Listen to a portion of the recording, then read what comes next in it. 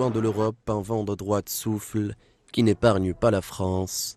En pleine mutation, la scène politique française est de plus en plus teintée d'idées issues de l'extrême droite.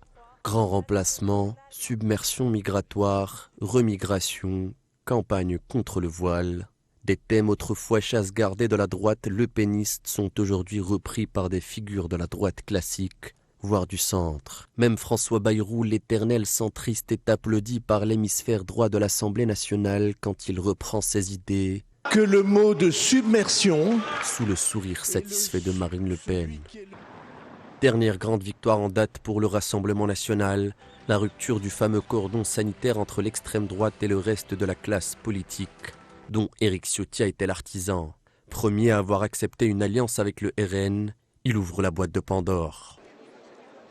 Le même phénomène est observé en Allemagne, jusque-là épargné par la montée des extrêmes.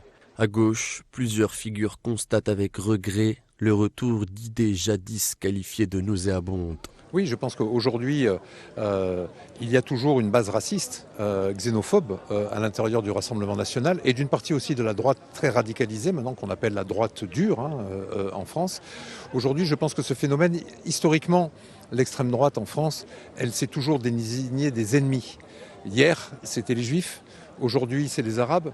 Demain, ce sera sans doute d'autres. Aujourd'hui, ce sont des millions de Français, des millions d'Algériens.